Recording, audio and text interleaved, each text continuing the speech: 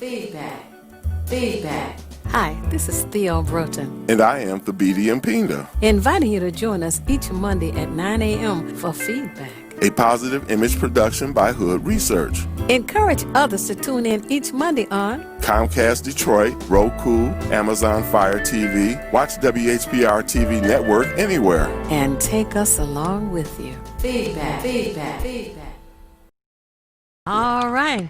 Right here at WHPR, WHPS, 160 Victor Street, and you are tuned in to Feedback, a positive image production by Hood Research. We thank you so much for joining us, and I want to start out by saying congratulations to all of you who helped to bring Joe Biden and Kamala Harris across the finish line. And we, as African Americans, have been given credit for that. We've been given credit. Can you imagine that? We get so much bashing, and this time we got credit in the syndicated media at that. MSNBC, CNN, Fox News. That was special. And I want to say good morning. Good morning to Rosa. Good morning to Kirk.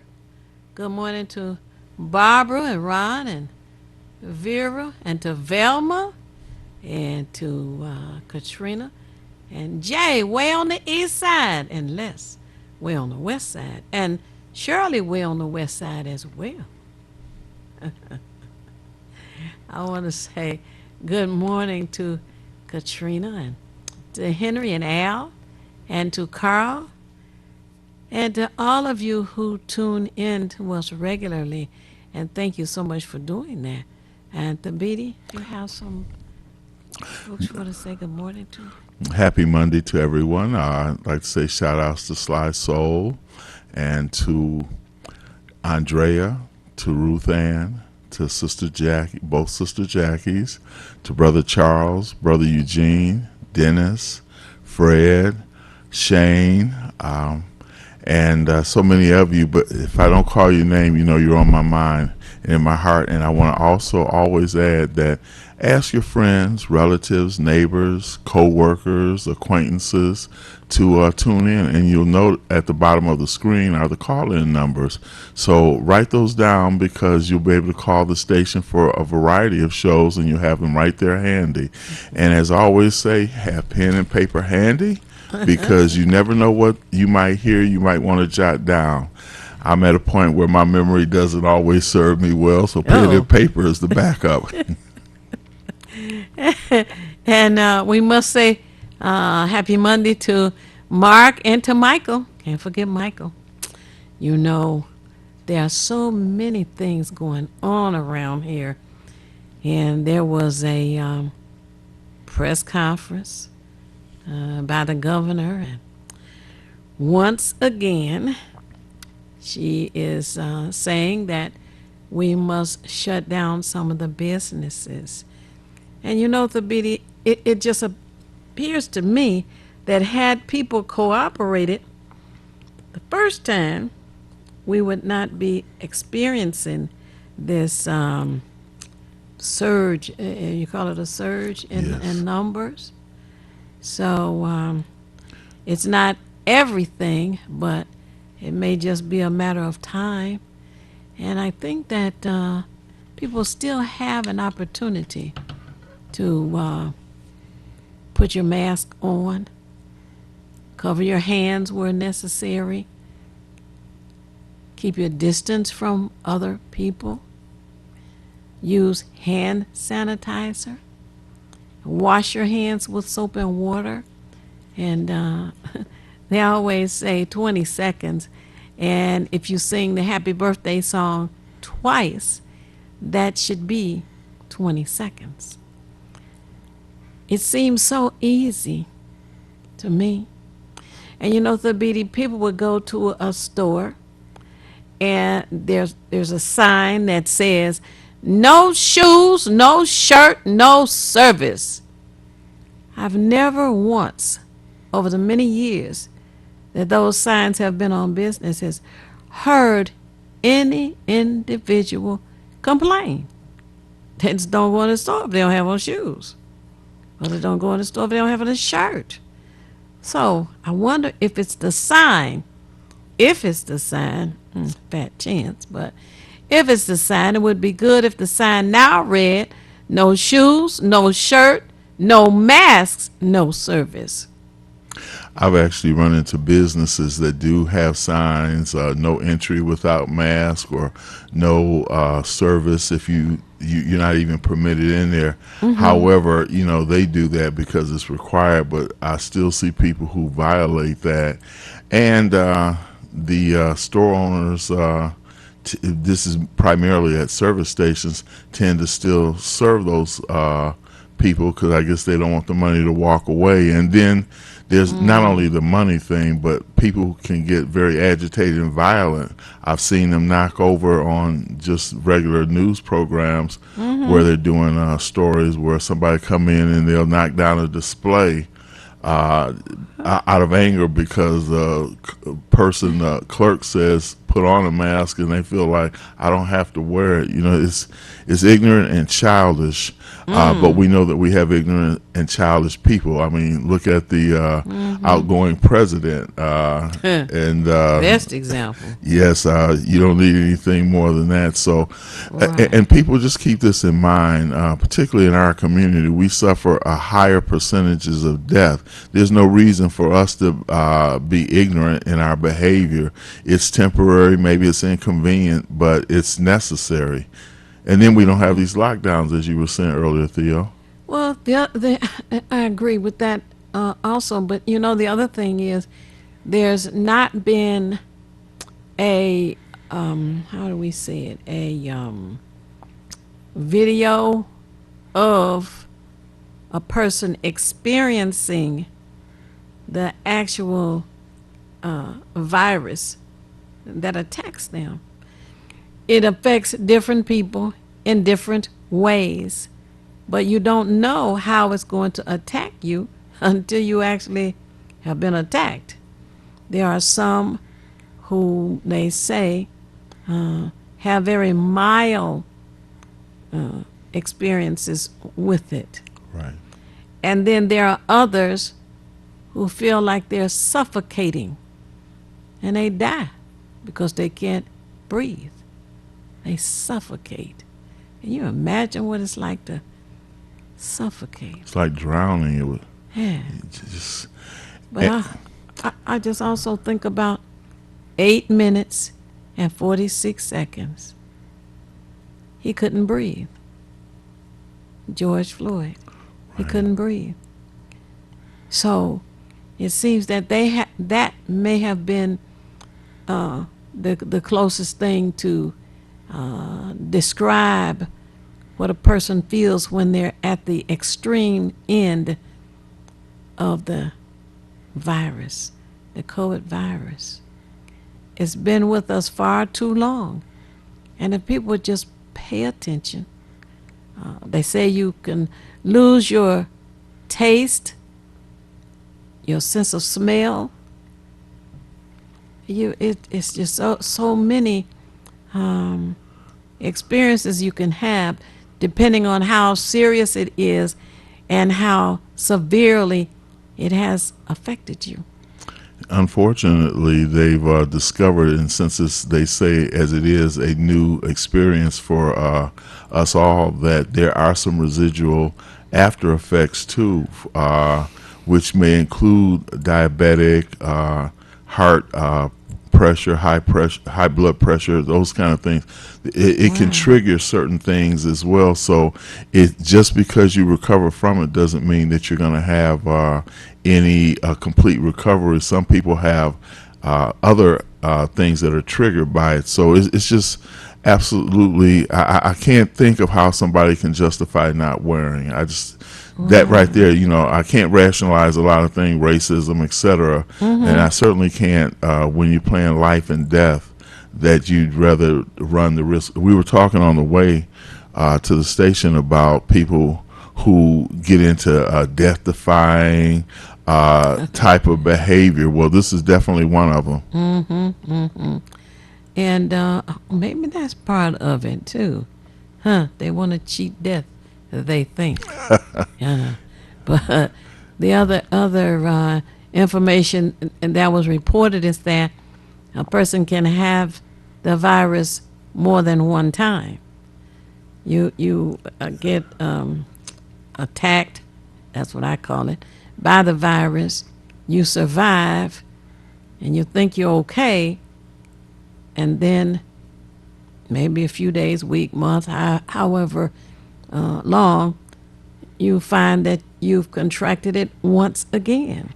You know, that's interesting too, because a lot of times when they vaccinate us, just in general over the years for measles, rubella, etc., all of those vaccinations were to build up antibodies to prevent a future attack. However, we see that those who survive COVID, as you said, Theo, they don't necessarily, if they build up antibodies, they don't remain in the body, so that way you can contract it again. And the unfortunate thing, and I'm not really sure how it'll pan out because we're less than a year into it, that you may be even more susceptible to extreme measures, not extreme measures, but an extreme result because your body was weakened once. And who's to say if that second time is not the time that actually takes you out? Right.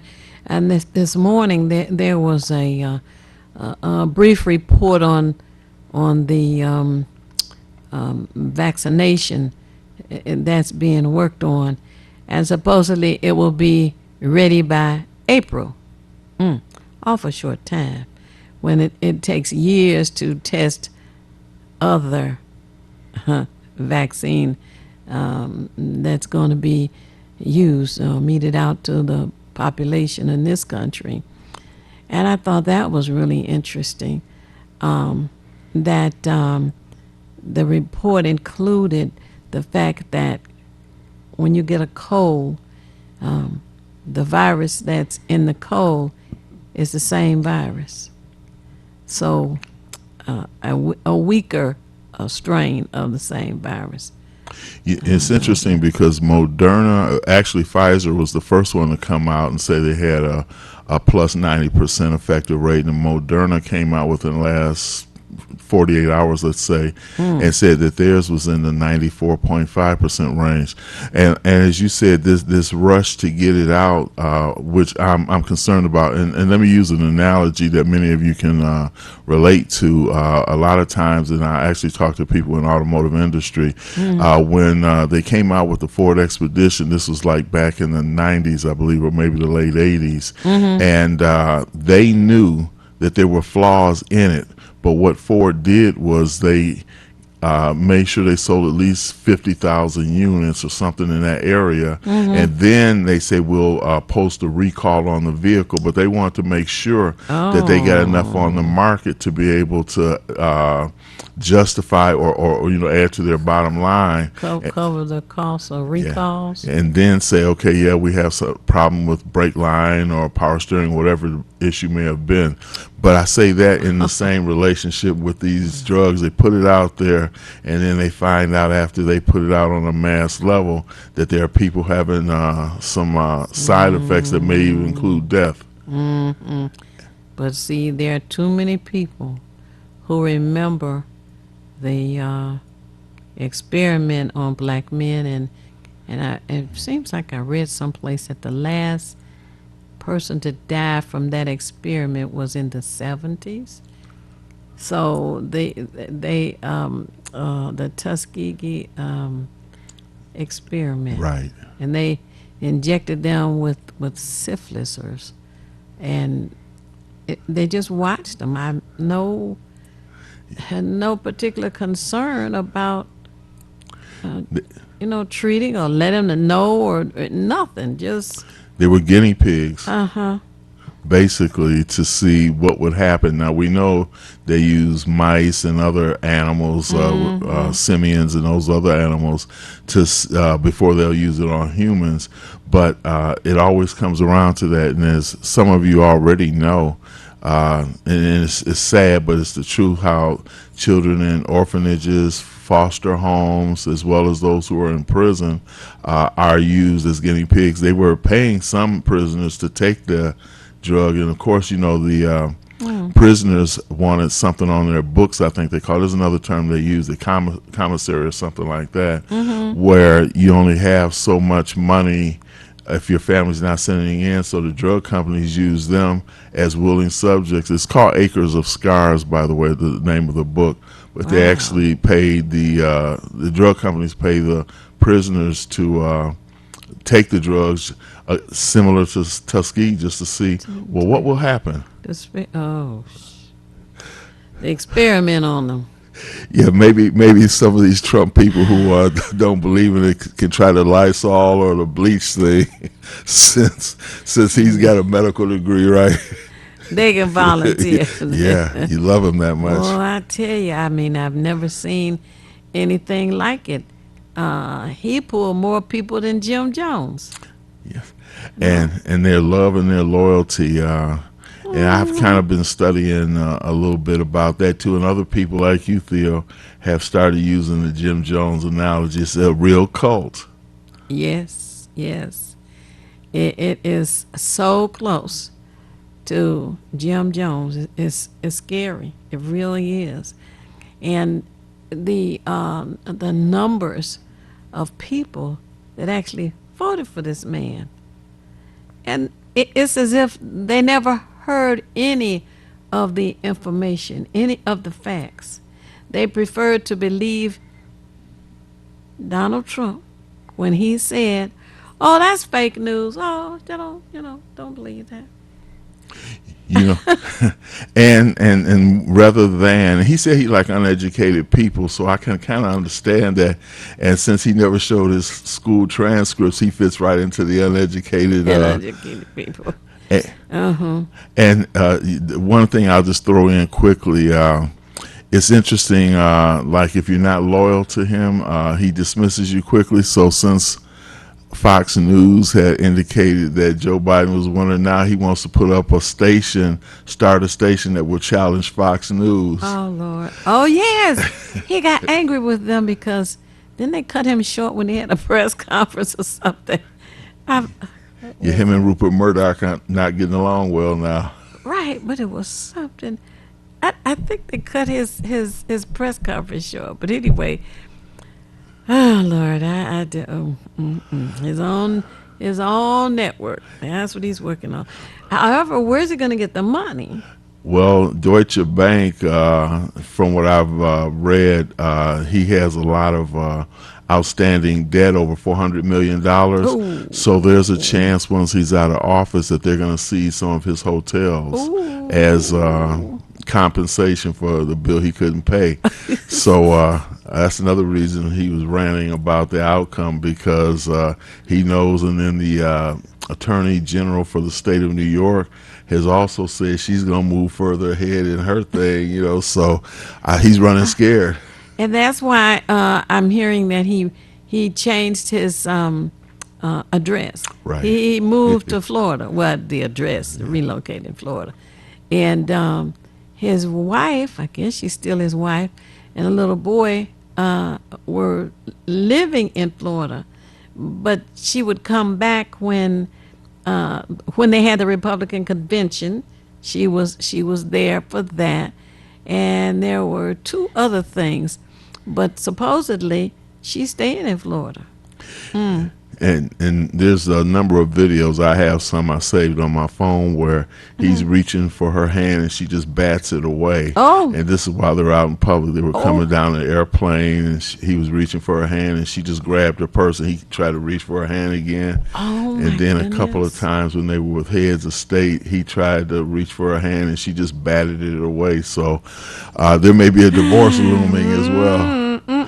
And this may be a continuation, because in the very beginning, she tried to come next to him or toward him, and he just kind of brushed her off and walked on. So I've kind of maybe kidded this with. is payback for kids. Oh yeah, well he treats her like he treats everybody. If I can't use you, then I don't need you. But I was kidding with a few friends of mine and said, I bet you she voted for Biden also. Yeah, she's like, I had 4 years of this. I don't want another 4 years of Enough. They say she never wanted to live in the White House anyway. So she just wanted money, no fame, just money. Just give me the money. And his son never seems to. He always seems to be sullen in his behavior, although you don't see him that much. But unlike the Obama daughters, there's no family anything. It's just it's just like living in the same house in separate rooms, and you go your way, do your thing. So I think that would be pending. Now I have a question for you, Theo. This is kind of off topic. Now, have you ever eaten chicken maybe for lunch or something, and then later on had chicken in the evening, and then wondered whether the two chickens knew each other? Yep. Yep. No. It's a short answer. No. Okay, just a thought. I heard it and I couldn't resist it. Have I ever wondered if the two chickens knew each other? Yeah. Oh boy. Yeah. Well, maybe they have come from the same company, like Tyson or whomever. Right. But I never thought about them knowing each other. Yeah, I got that from the comedian George Carlin. When I read it, it just tickled me today. Yes. I'm like, wow, now that you mention it. Yes.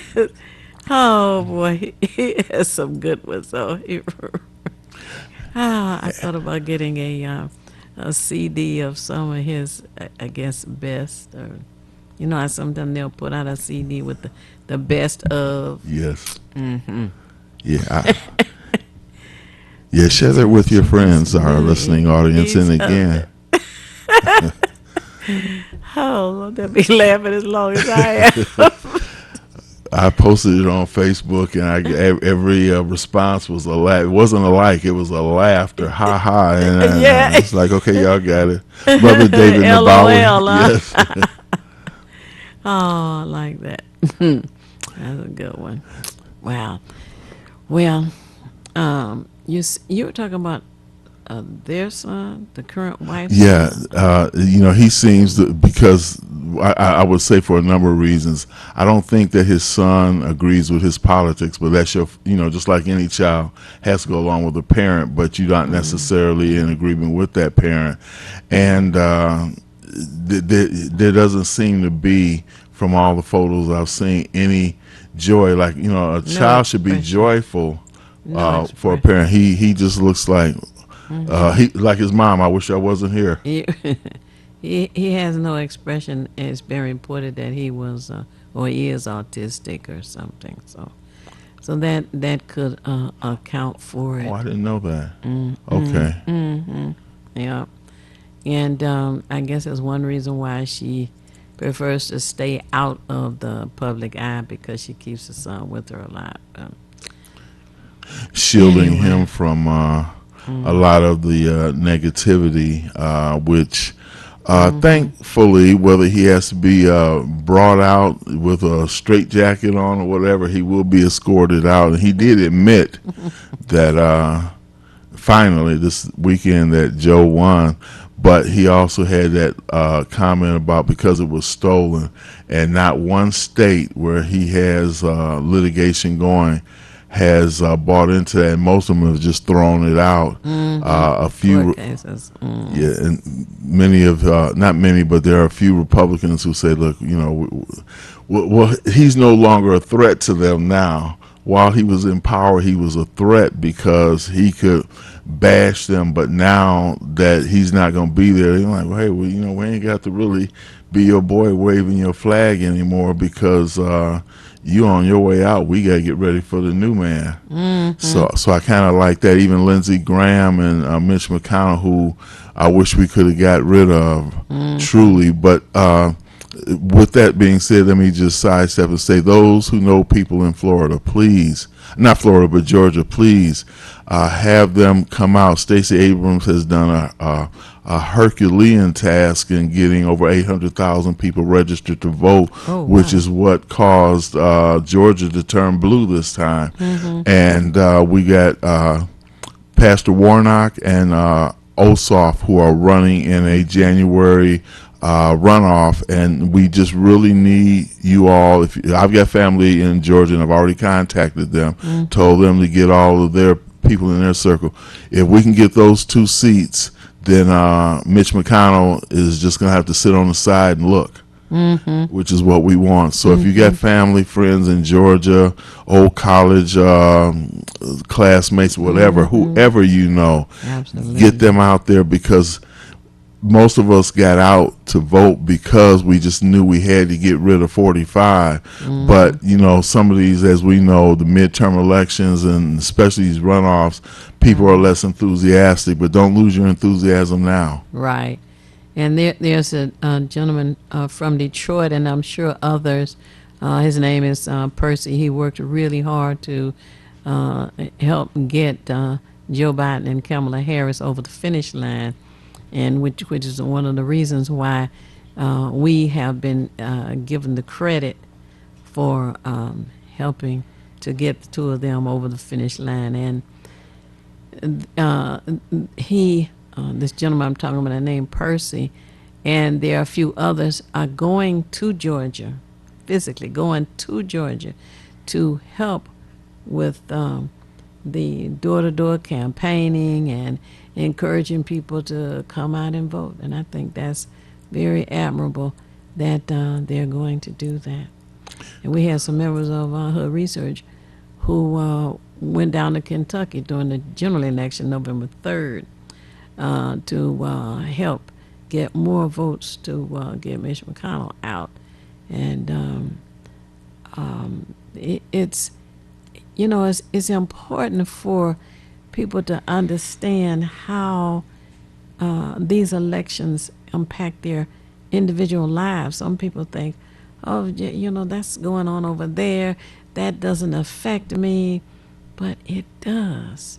I mean, when you think about the 2 bills that are not on the agenda, have been waiting on this desk to be put before the United States senators for a vote. I mean, yes or no. They haven't even been put on the agenda for consideration. And that's because Mitch McConnell is the Republican who is in charge, and the Senate right now is majority Republican, and they are the ones who will put bills before the whole body, which affect our people personally. The one labeled George Floyd, and that's the one that checks the police and stops them from the choking. And then the other one is John Lewis, Right. and that's to ensure our voting rights, because the current president and his band of merry men have sought to gut out the voting rights. And it is not until you've been affected personally that you say, oh, that's all because of what happened in Washington, D.C., or on the state level or the county level. Yes, it's because of that. We need to learn our process that we live under. Since we live in this country, we need to learn how it is run and how the votes affect us and what we can do about it.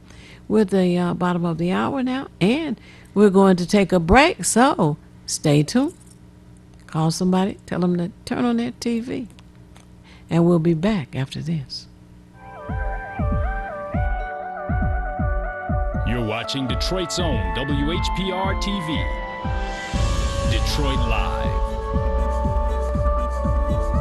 This is Theo Broden from Feedback. You can watch me 24 hours a day, 7 days a week at WHPR TV Now app. Download our free app at WHPR TV Now. Monday at 9 a.m. Eastern. This is Bruce Simpson, your City of Detroit Ombudsman. I am here to address all of your complaints and concerns. If you need assistance regarding city services, please contact my office at 313-224-6000 or contact us via email at ombudsman@detroitmi.gov. This is Bruce Simpson, your City of Detroit Ombudsman. How you see the world is everything. Oh my God, girl, you take all day. Oh, hi. How you doing, Luna? The people you trust, Stay safe. your community, You rolling with the pain today. I'm gonna show you how it's done, Payne. In the best and the worst times. Away from me! Ma'am, stop! Hola, ¿cómo estás? Muy bien. I see myself Gracias. in the people I serve. Hi. Officer Luna, Officer Luna. Sweet. Girl, you know you can do my job, right? 107.3 FM, WVIE. How would you like for this to be you? Well, it could be. If you have the desire to be an independent radio personality, paying yourself, this is your chance. WVIE 107.3 FM and WHPR 88.1 FM are looking for people with outgoing personalities who can attract sponsors.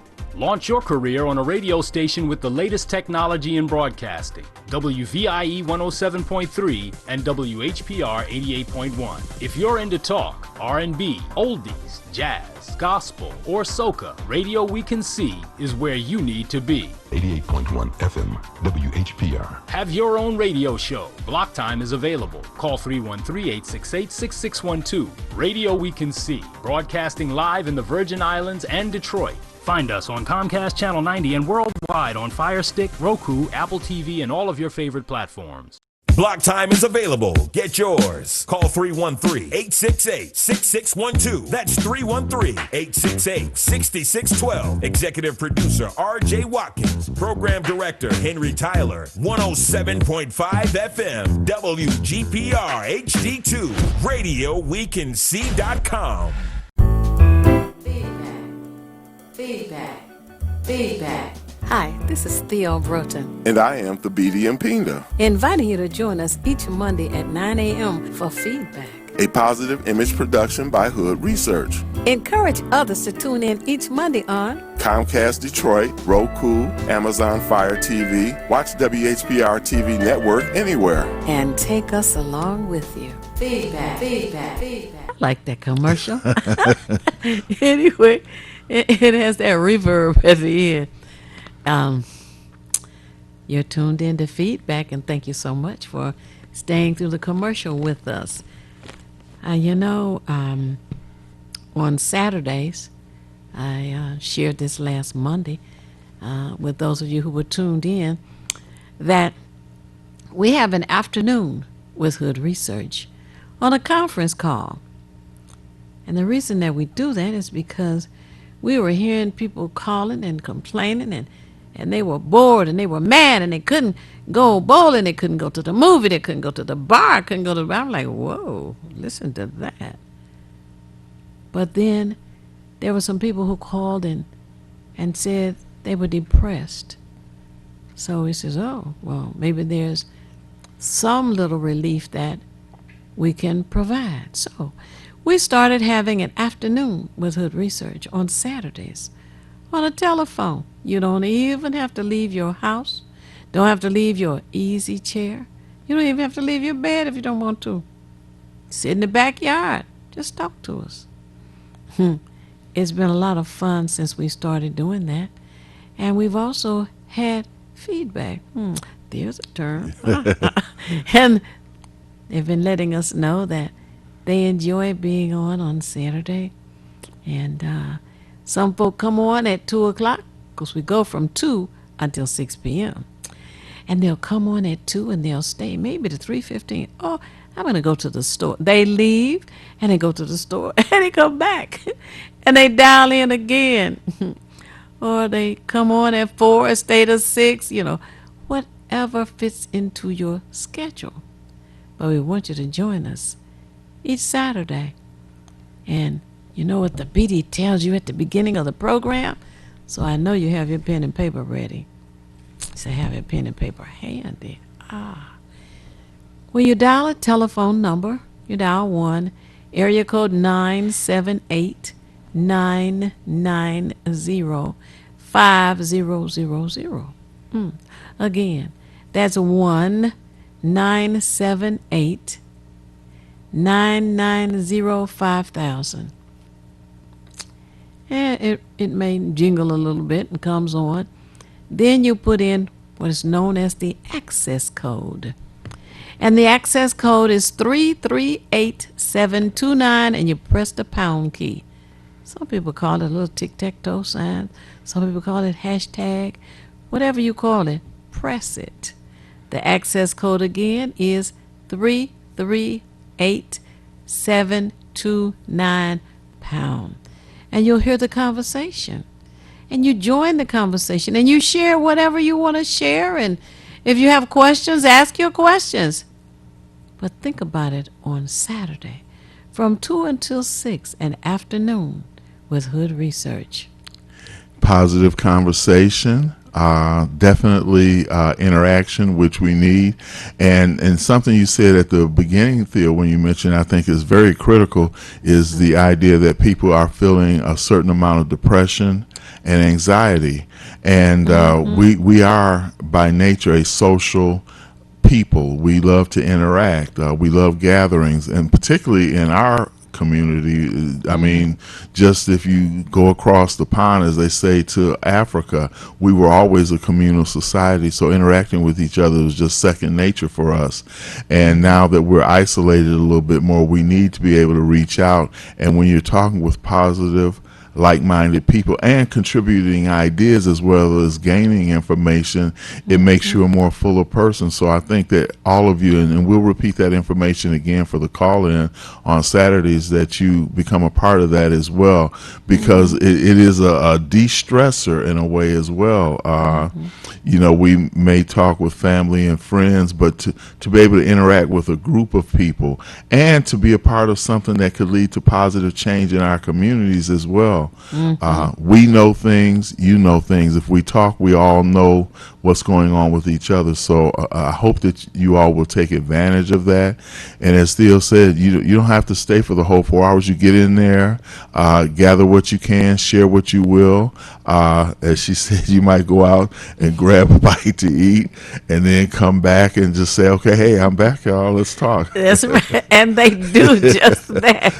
Absolutely.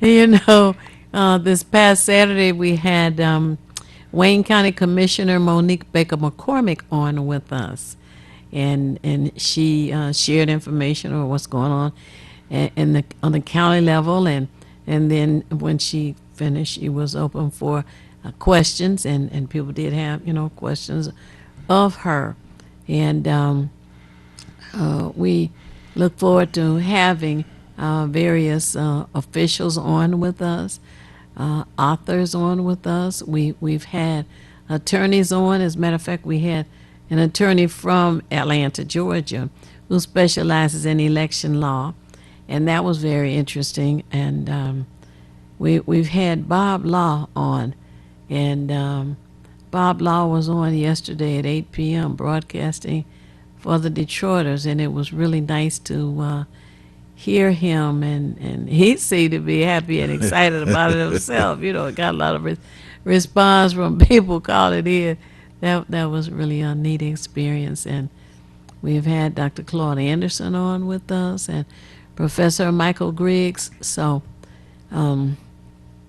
we have slowed down on guests here because of the COVID virus, and we're expecting that as people begin to understand the seriousness of this and wear their masks. That's one of the main concerns, is people not wearing their masks.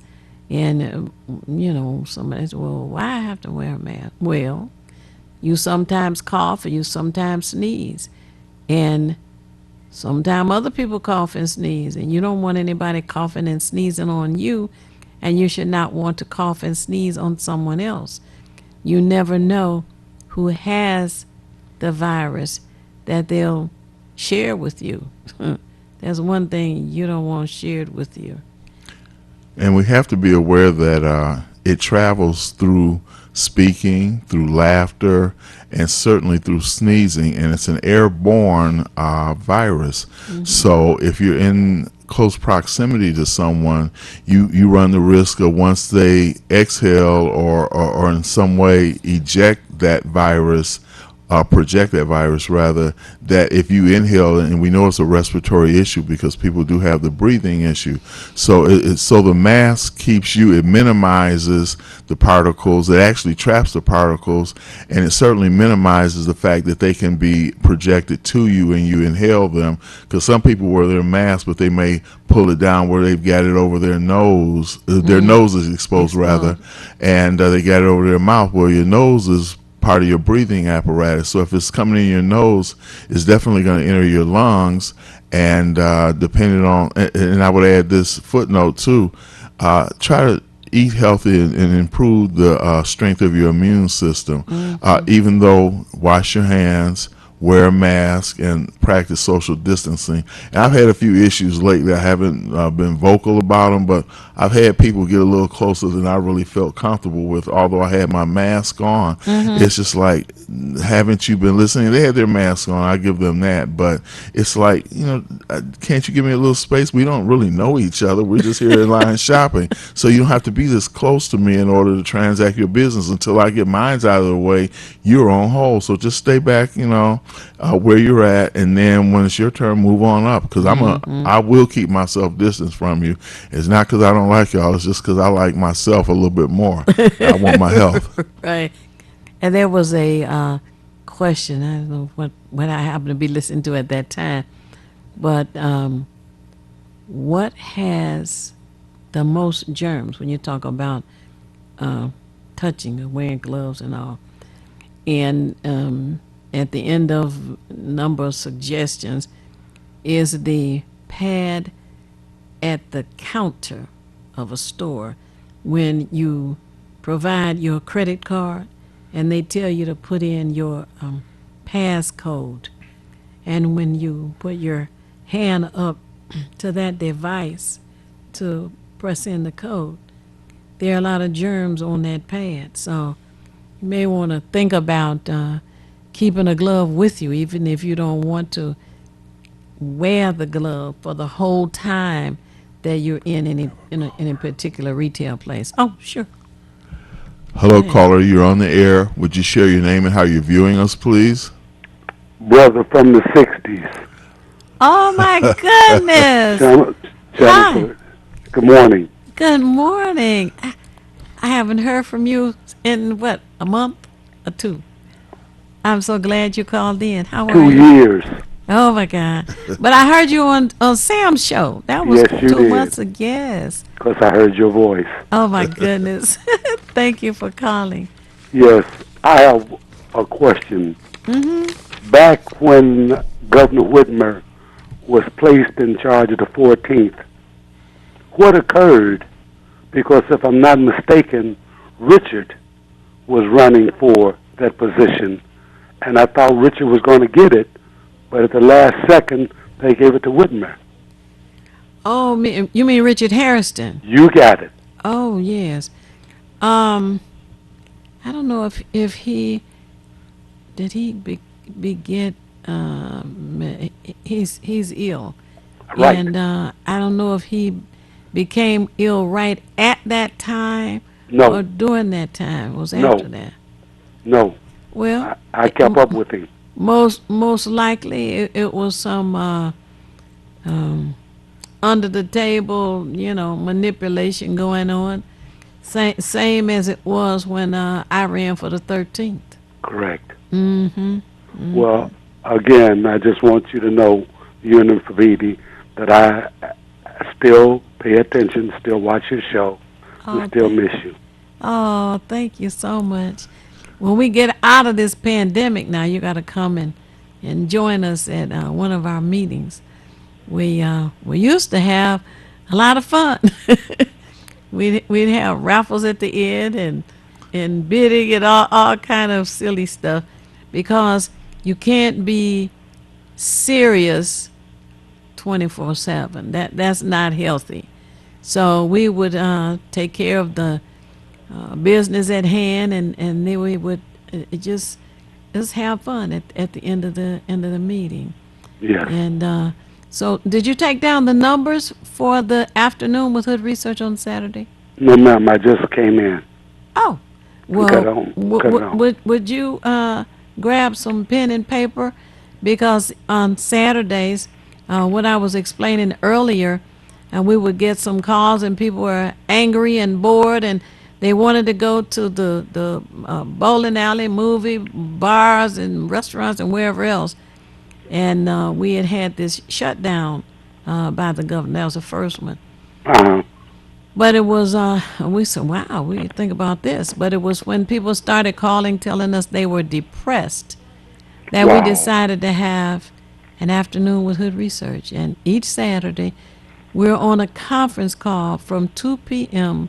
until 6 p.m. Yes, ma'am. And we have speakers, and the people who come on the call bring their information and their questions. And I was saying we've had attorneys on, and we had Judge Marilyn Atkins, who's written a book about her life story. She was on with us. We had an attorney from Atlanta who specializes in election law. We had a lawyer from Detroit who was on. He has a general practice. And we've had Bob Law on with us, and Dr. Claude Anderson, and Professor Michael Gribbs from Wayne County Community College. So we have a variety of people on with us. And this past Saturday, the Saturday after the election, yes, ma'am, we found a comedian because it was time to just exhale, relax. We don't have to talk. We didn't talk about anything political other than we were in celebration because the syndicated media had given us credit for getting Joe Biden and Kamala Harris over the finish line. So we did talk about that a bit. Other than that, we just enjoyed the comedian, and after the comedian finished, I said, "Okay, everybody has at least one joke." You know. Uh-huh. So did you hear the one that the BD shared earlier? Were you on at that time? No, ma'am. Okay, you gotta tell him. Okay, brother from the 60s. Please. Have you ever had chicken for lunch and then had chicken later on that evening and then wondered to yourself if the two chickens knew each other? Yes. I have. Oh no! I've eaten enough chicken in my lifetime that I don't eat it anymore. Oh, okay. I've eaten it that much. Oh. So I've always thought about chicken along with alga syrup and silver cup bread. Oh wow, yeah, alga syrup. Yeah, that's definitely old school. Yeah. And chicken and waffles and alga syrup. Well, no, from my years back on St. Antoine, there were a lot of poor meals and chicken and syrup and tasty dinner rolls. Oh, that was just about it. Mm. So that's one of the reasons why I sympathize with my brothers and sisters out there who are not getting the proper food every day. Yeah. There's no excuse Yeah. for us to starve. I agree. Yeah. Nor to sell our bodies or sell our peace of mind because we don't have any money. Right. You know, it's an interesting thing too. Since you mentioned that, brother, and we did, speak about building immune system earlier. Sure. But the fact that food also, a lot of people don't know, not only does it affect your health, but it affects your mood as well. Correct. And just the whole digestive process and the energy that it takes to digest, they have found to an extent that those who are more aggressive are heavy meat eaters, and we know that growth hormones and other things that they put in them to sustain the life of the animal also becomes a part of the fiber of our body. Correct. So a lot of us don't know, but it's not because the information is not there. We just don't want to know that tongue. And we had a guest on our show, the slaves of the tongue. I'm trying to remember the doctor's name. But he did indicate that we are slaves of the tongue. And when I think about it, and this is something I wanted to share with everybody quickly, that a lot of times it's the taste, because once it gets past your throat, there's no taste buds anywhere else. So Correct. we're victims of that taste. And what I have found that helps me out a lot is that I'll which we're supposed to do anyway, let that food stay on your tongue for a while, let your saliva interact with it to break it down somewhat, and because that's all you wanted was the taste anyway, the taste of ribs. If you ate ribs without, I don't eat ribs, but I'm just saying, if you ate it without the sauce or anything, just ate it plain, it wouldn't taste the same. We have to dress it up to make it palatable. So Exactly. we should be a little bit more mindful of let it linger in your mouth. Don't wolf it down, because once it gets past your throat, you're not going to taste it anyway. You're just looking for the next taste. Savor it, I'm trying to say, basically. Well, from all of the black restaurants that I've eaten in my lifetime, and for all the black women who've cooked for me in my lifetime, I would like to say that I miss my black restaurants. I miss my black women. I miss the cohesiveness that used to exist between my people. And as I let you go, the last thing I want to leave with the people is, who were the first whites to come to America, and what diseases did they have? Have a nice day. Oh, yeah. Thank you, brother. Thank you. And thank you for calling. Yeah, they did bring a lot over here, including rats.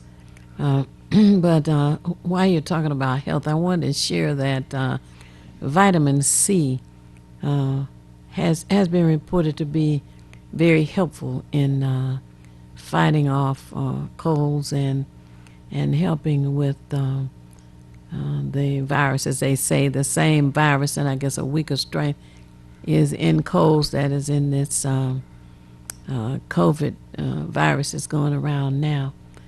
And it does seem to work well. So that's something for your consideration, is to add vitamin C, for your health as well. And for those of you who see me holding this, actually it's a census bottle that I got from Theo, but the contents of it is lemons, fresh squeezed lemon, and water.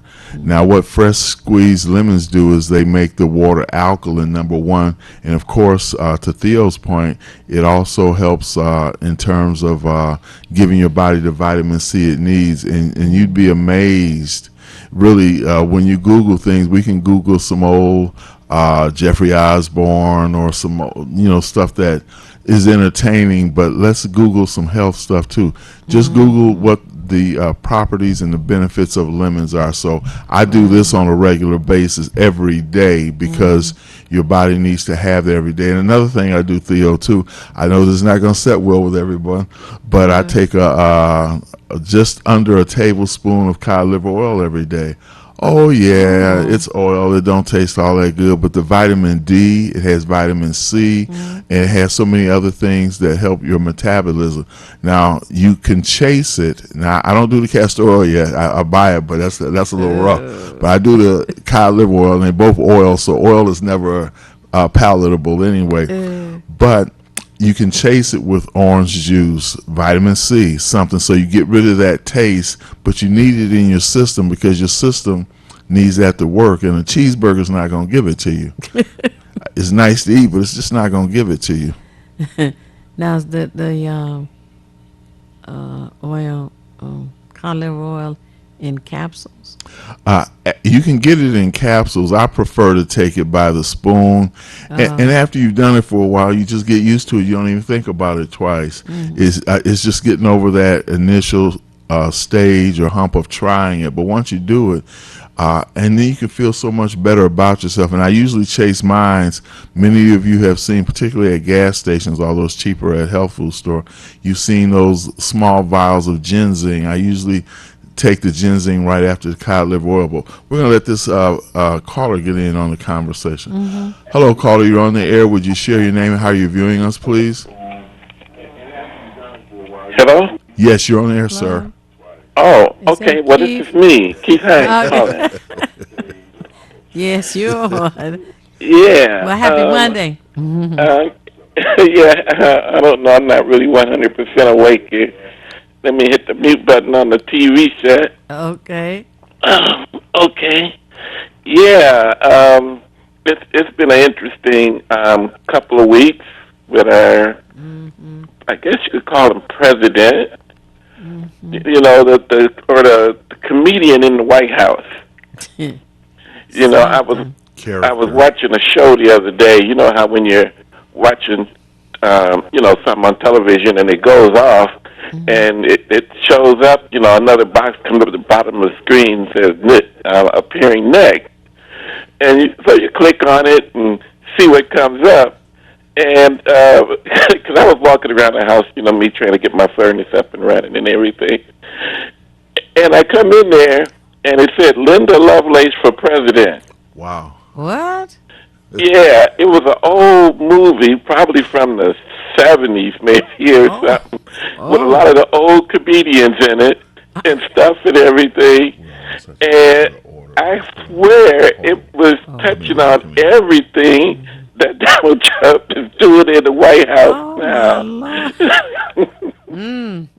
You know, because we've been associating him with Hitler and stuff, you know. Well, he does have the Hitler characteristics, but he was really, I think, mimicking, except for the violence. You know, the violence is the Hitler part.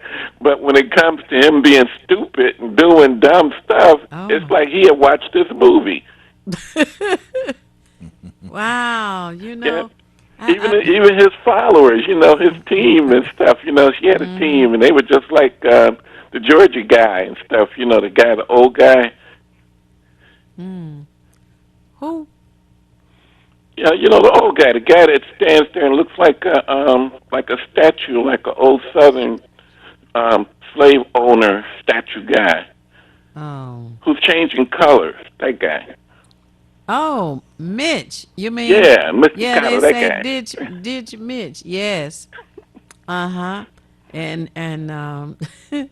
when Bob Law was on yesterday, he was talking about the fact that it reminded him of a Bible story and how Joseph was not, I guess, following what he was told to follow.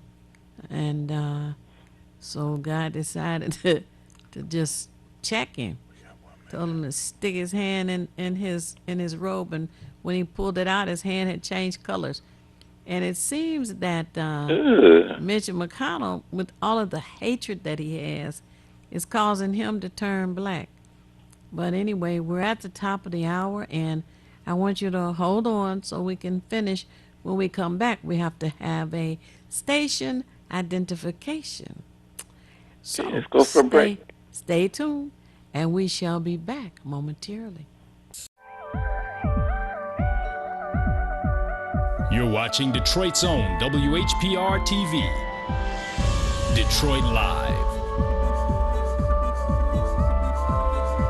Hi, this is Thavidian Pinda from the Feedback Program. You can watch me 24 hours a day, 7 days a week on WHPR TV Now app. Download our free app at WHPR TV Now. Monday at 9 a.m. Eastern. This is Bruce Simpson, your City of Detroit ombudsman. I am here to address all of your complaints and concerns. If you need assistance regarding city services, please contact my office at 313-224-6000 or contact us via email at ombudsman@detroitmi.gov. This is Bruce Simpson, your City of Detroit ombudsman. How you see the world is everything. Oh my God, girl, you take all day. Oh, hi. How you doing, little man? The people you trust, Stay safe. Go. your community, You rolling with the pain today. I'm gonna show you how it's done, Pain. in the best and the worst times. Walk away from me. Ma'am, stop. Hola, ¿cómo estás? Muy bien. I see myself Gracias. in the people I serve. Hi. Officer Luna, Officer Luna. Sweet. Girl, you know you can do my job, right? 107.3 FM, WVIE. How would you like for this to be you? Well, it could be. If you have the desire to be an independent radio personality, paying yourself, this is your chance. WVIE 107.3 FM and WHPR 88.1 FM are looking for people with outgoing personalities who can attract sponsors. Launch your career on a radio station with the latest technology in broadcasting. WVIE 107.3 and WHPR 88.1. If you're into talk, R&B, oldies, jazz, gospel, or soca, Radio We Can See is where you need to be. 88.1 FM, WHPR. Have your own radio show. Block time is available. Call 313-868-6612. Radio We Can See, broadcasting live in the Virgin Islands and Detroit. Find us on Comcast Channel 90 and worldwide on Fire Stick, Roku, Apple TV, and all of your favorite platforms. WGPR Detroit, HD2. You're watching WHPS, Highland Park, Detroit.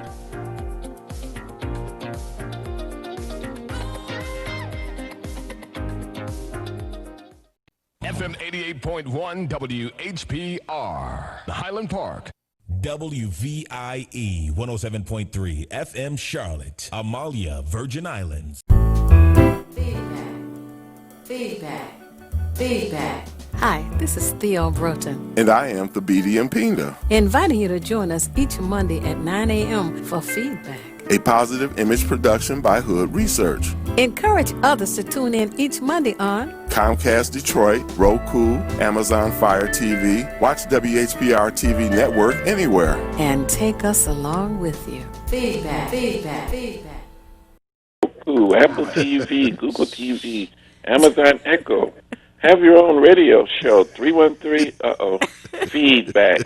Oh, yes, and we have returned. Thank you so much for staying tuned to Feedback, a positive image production by Hood Research. We have a website, hoodresearch.org. We have a email, which is contact@hoodresearch.org. And we have a phone number for you to contact us, which is area code 248-234-2371. Again, that's area code 248-234-2371. We have Facebook and we have Twitter. You should follow us on Twitter. And you know, it's a good opportunity to share some of your thoughts on Facebook or on Twitter. And we are happy to have you call us here and share your thoughts with us. And of course, on Saturdays, an afternoon with Hood Research is an exciting time to be with us. And you know, New Year's Day, we had been asked to do the Kwanzaa, the last day of Kwanzaa, New Year's Day. We had 2 weeks to organize the last day of Kwanzaa to be presented on New Year's Day at the Dr. Charles Wright Museum of African American History. And we did it, you know. We knew 2 weeks was a short amount of time, but we also knew that out of 700,000 people who were reported as being residents in this city, all of them were not going to be watching football, and all of them were not going to be nursing a hangover. So, hey, we took it on, and we had wall-to-wall people. And it was such a wonderful, successful program that we have been asked to do the last day of Kwanzaa this January 1, 2021. And we were complimented for having such an excellent program, particularly with such short notice. Standing room only. Yes. That's right. That is so right. So, again, New Year's Day, you will be able to enjoy Kwanzaa. I must say, unfortunately, we won't be able to have wall-to-wall people because as we are hearing now, and we did yesterday, and I repeat this morning, a rebroadcast of the governor's terms, the places that she has shut down, and to get a handle on what's going on with this virus in the state of Michigan. And there's interesting, some places that she didn't leave closed. And that's barbershops, beauty shops, health spas, if that was for an individual exercise. And what else did she say could stay open? I just thought that was kind of interesting. And I was wondering if it was because one of Jim Jones's followers was complaining and threatening to kidnap the governor and try her for treason and kill her. I mean, when you make a statement like that, to Beatty and Keith, where you've already decided you're going to kidnap, try for treason, and kill, you've already been judge and jury and executioner. I thought that was different. But there was a group of Jim Jones followers who went to Lansing, to the Capitol, and threatened her. And there's a one of the persons has a barbershop, and he was not going to shut his barbershop down, and did not. And he and his group have not been reported as to the number of people who have actually gotten the virus. And that's what I've been waiting to hear. But she's leaving beauty shops and barbershops open, and I think it's because she was threatened. Well, yeah, the intimidation factor, and particularly when you're a public figure, is something that you can never really shake from your mind, and it creates, I'm sure, a certain amount of paranoia and fear, and then you have your family and everything to worry about. So I guess that expression being between a rock and a hard place comes home very quickly, or catch-22 as they would also call it. It hits home very quickly. And the lady, is it Gaffer? The one who was shot. Gabby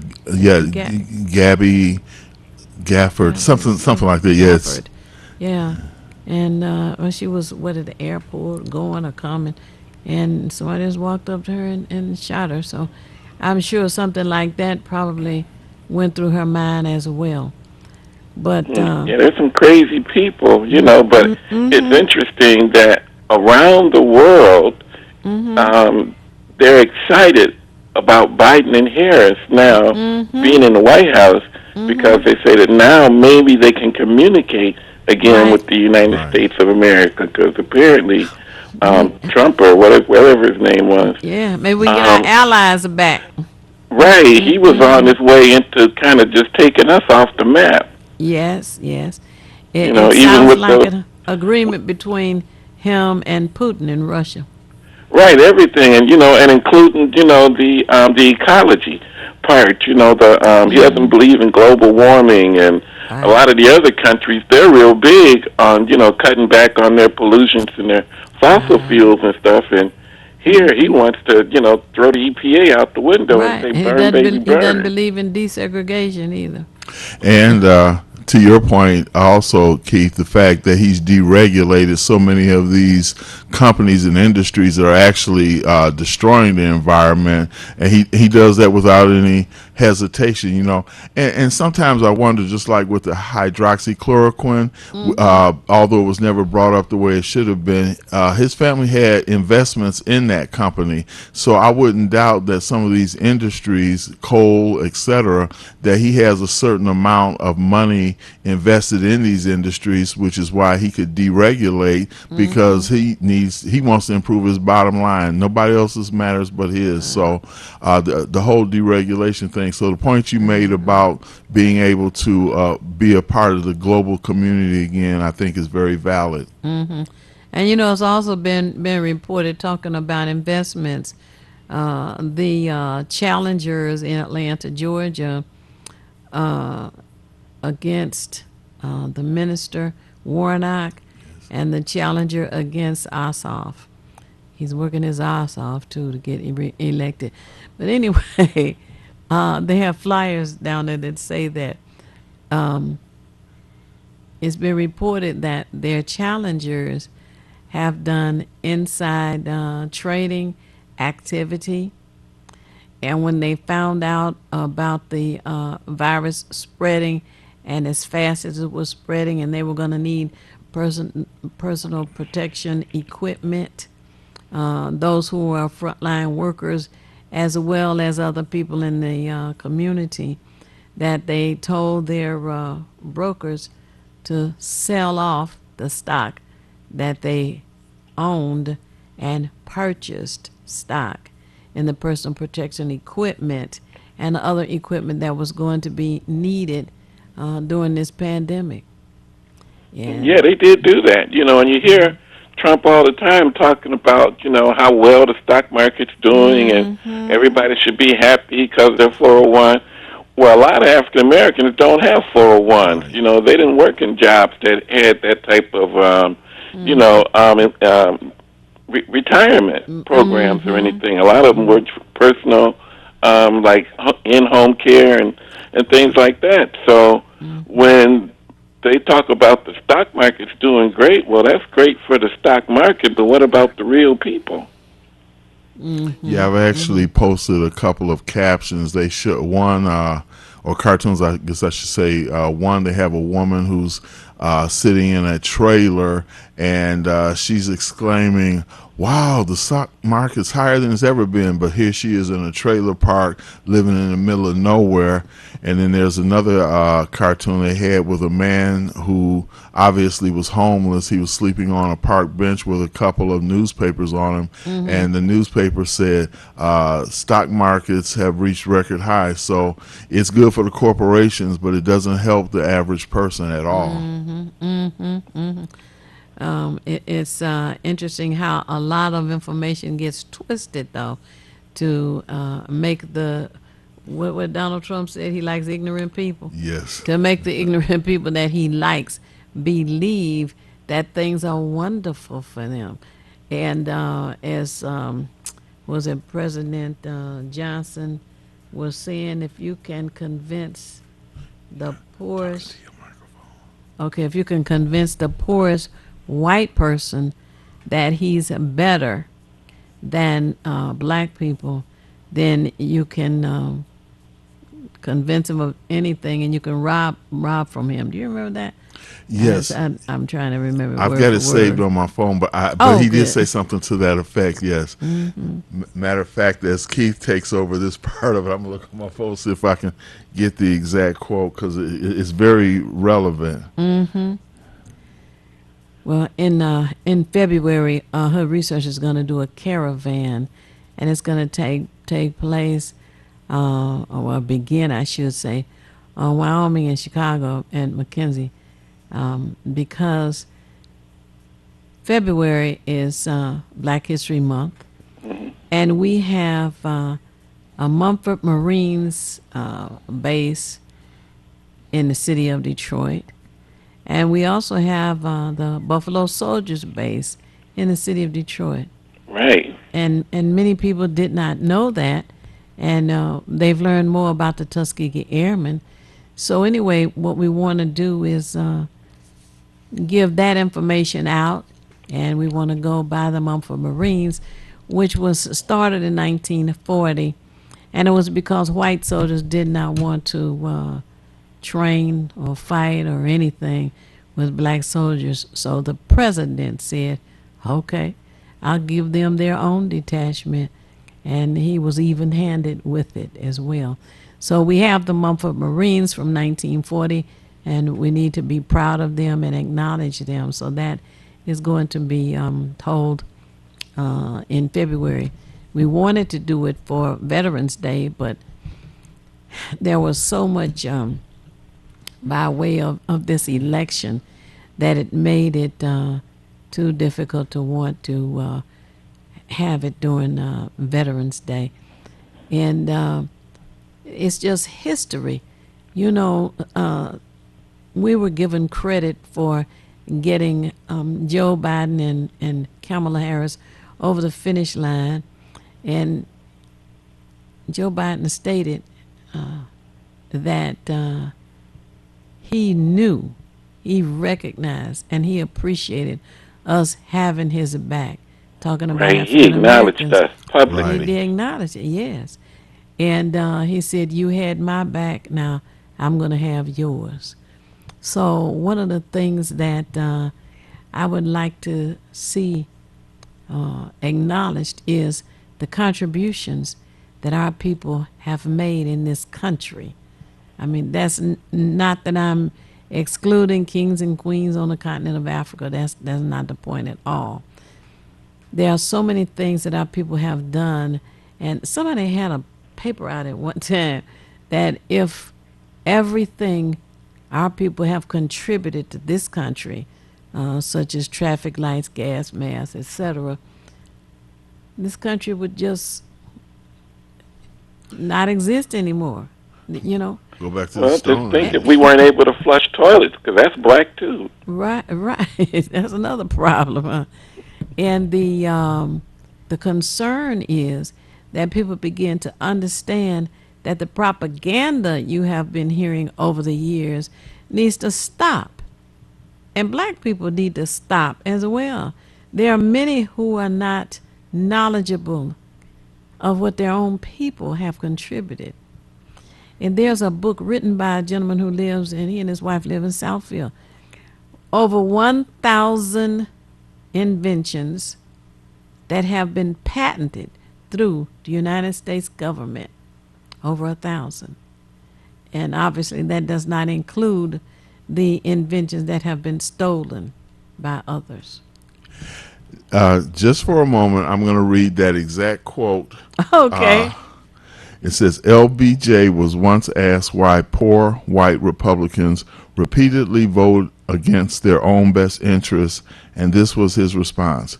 If you can convince the lowest white man he's better than the best colored man, he won't know you're picking his pocket. Hell, give him someone to look down on, and he'll empty his pockets for you. Oh, wow. Well now. And that was a Southern man, so he knows. Southern Psychology 101. He knows. Hey, he was talking about his own people, see? Mm-hmm. And well, they got to put history back into the schools, and a real history, not the one-sided complete history. Yes, complete. You know, right. Because I grew up believing, that the Indians were the bad guys on television and stuff, and I didn't even know that the Tuskegee Airmen existed till I was in high school. Actually, I was graduating from high school. Isn't that something?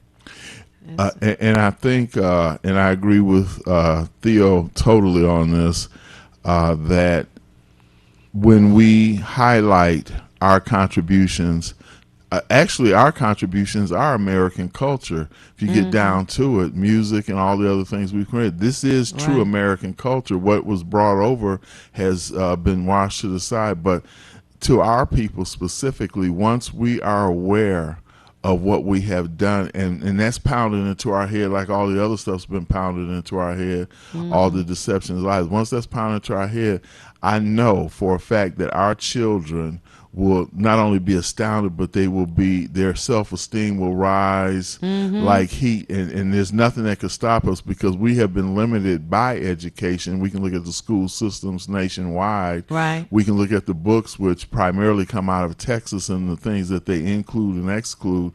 If we just knew those things, because I'll just say for myself personally, I can only use myself as an example. When I was in high school, I didn't really have I really didn't have the exposure to certain things, so I did a lot of investigating on myself. But once I got into college, or as I was entering college, I had gained so much knowledge about our history that when I was at U of D, my dashiki and my cornrows and my cane, they weren't there for props, because a lot of brothers and sisters use those props to say they were down with the movement.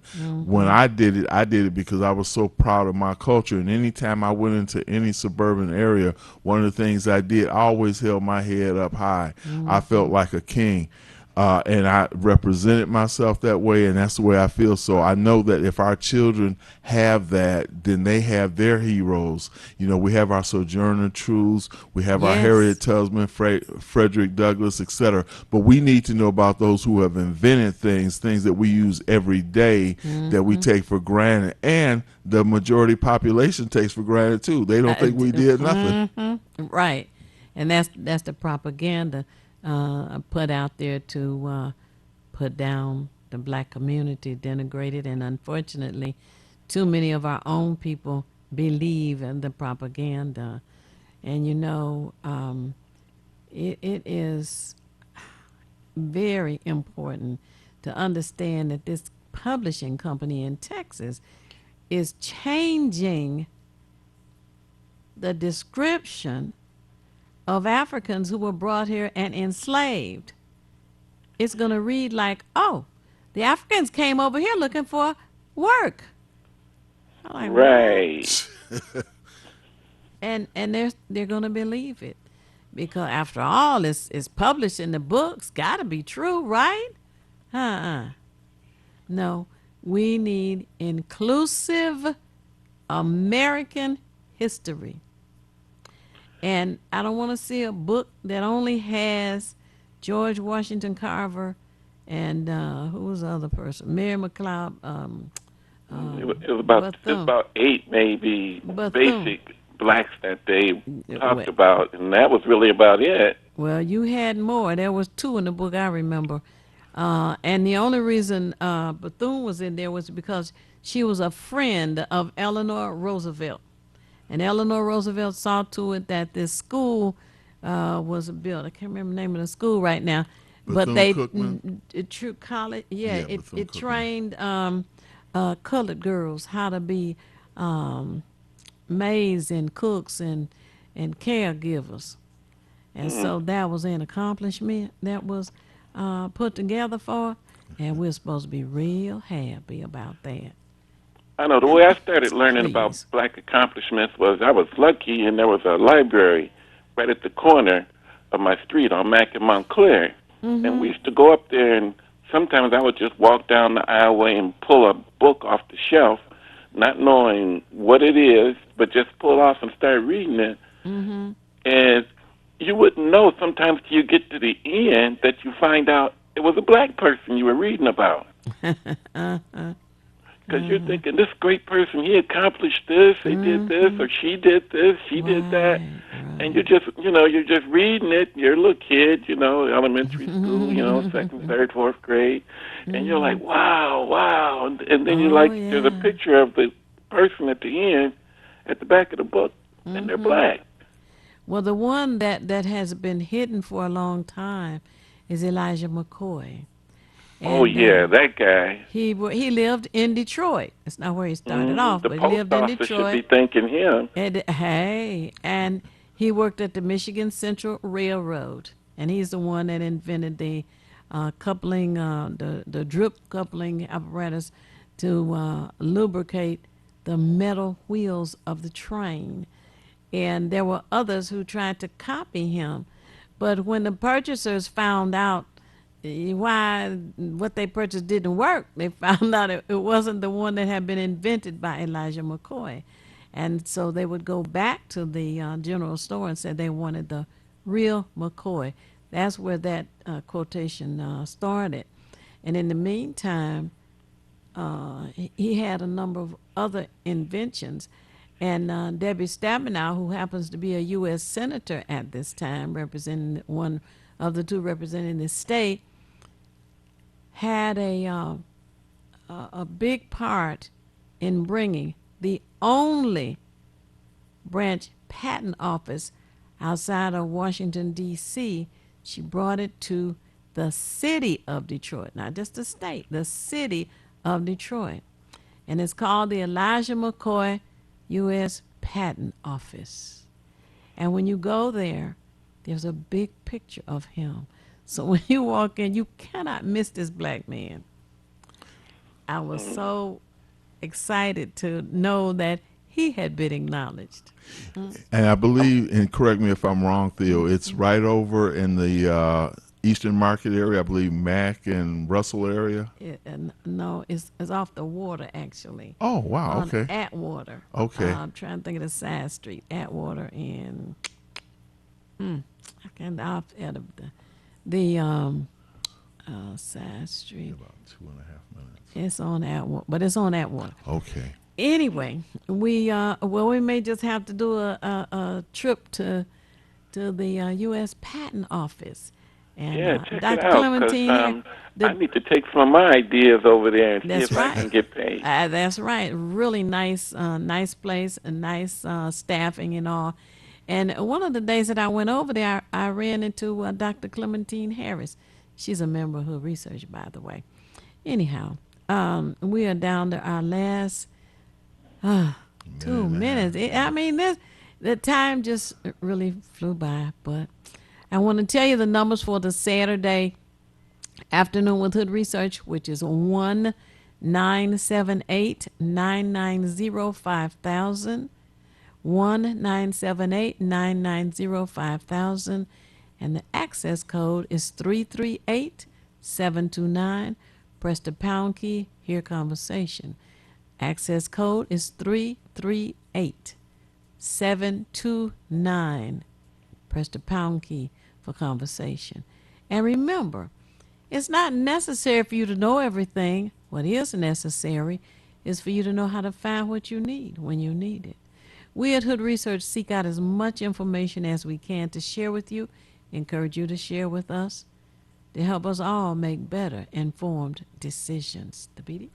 A couple of things. One, while I was reading the quote from LBJ, I also noticed that popped up on my phone that I received a notification from Hood Research's tech wizard, Henry Toit. So please log on to hoodresearch.org because he's always contributing information that's very valuable sometimes, and you can read it at your leisure, which is beautiful. Also, I want to give a shout out to our excellent engineer, Timmy Tim. And as I always say, if you want to be nothing, do nothing. But the only problem with doing nothing is you never know when you're finished. And thanks, brother, from the 60s for calling in today. Thanks, Keith. Okay, your hair looks wonderful, beautiful earrings, and nice sunglasses. Thank you, brother. Bye. I voted early, too. Okay, this is Keith Hines. Love, peace out. Another lifetime member of Hood Research. Peace. Tune in again next week. Peace. Feedback. Hi, this is Theo Broughton, And I am Thabiti Mpinda, inviting you to join us each Monday at 9 a.m. for feedback. a positive image production by Hood Research. Encourage others to tune in each Monday on Comcast Detroit, Roku, Amazon Fire TV, watch WHPR TV Network anywhere. and take us along with you. Feedback.